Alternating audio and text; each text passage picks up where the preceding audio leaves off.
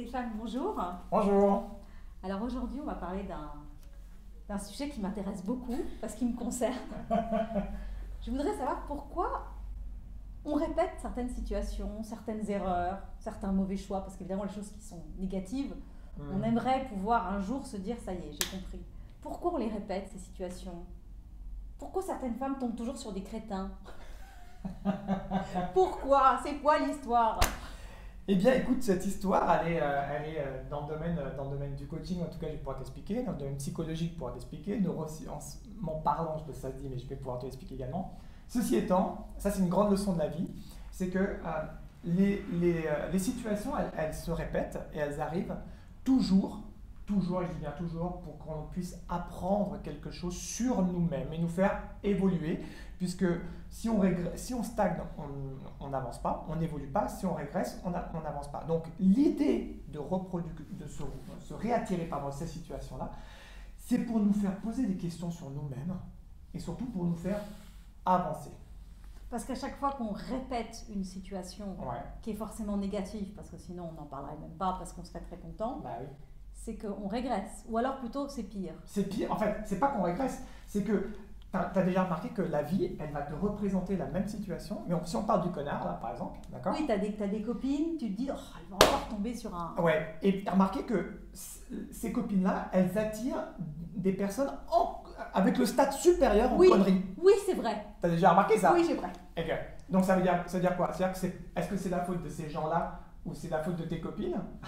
Pardon?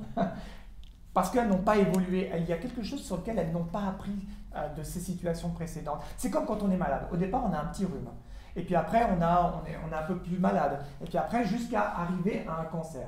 Donc, et tu vois, c'est vraiment l'histoire de dire, ok, qu'est-ce que je n'ai pas appris? C'est pas comment, un jugement de valeur sur les personnes. C'est simplement de se dire, ok, si la vie m'apporte des expériences et que maintenant, je me pose la question, qu'est-ce que ça vient m'apprendre sur moi? Qu'est-ce que ça vient me dire sur moi-même? Qu'est-ce que ça vient mettre en lumière sur mes parts d'ombre? Et comment est-ce que je vais pouvoir être transformé? Là, on avance. Donc là, en fait, un coach est là pour te faire remarquer quand il y a des choses qui sont répétitives et pourquoi tu dois changer et en quoi tu dois changer.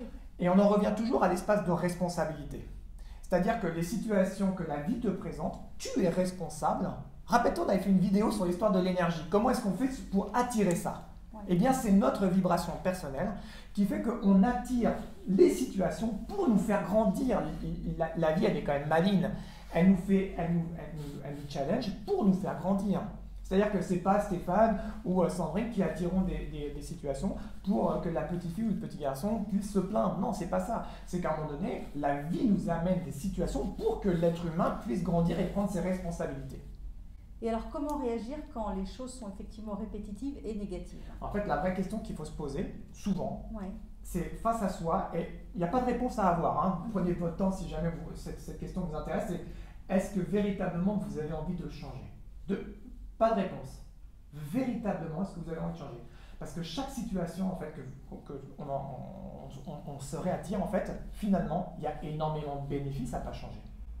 Oui, parce que c'est plus confortable. Parce que c'est plus confortable. Parce qu'on sait, même si on se plante, on sait que quand on se plante, c'est toujours un peu la même chose que quand on s'est déjà planté. Oui, et tu sais qu'en plus en France, alors je ne sais pas comment ça se passe en Belgique, mais quand on est victime, on est gentil. Oui, c'est sympa d'être une victime. C'est sympa d'être une victime. Parce que tout le monde te plaint. Exactement. Et donc on reçoit, sous cette forme-là, on reçoit de l'amour. Et c'est pour ça que les gens finalement ne changent pas.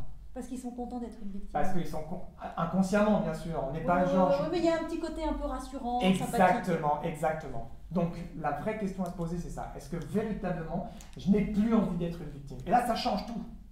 Plutôt que est-ce que vous voulez vraiment changer? Ça change tout. Et donc en fait, pour éviter ce genre de mauvaises répétitions, il faudrait réaliser qu'on va devoir effectivement changer et que ça va être un peu difficile. Challengeant. C'est pour ça que le coach est là pour ça. Pour accompagner ce changement. Parce que tu vas aller dans l'inconnu. Et que ça fait peur. Et que ça fait peur. Bon bah, merci Stéphane. À bientôt.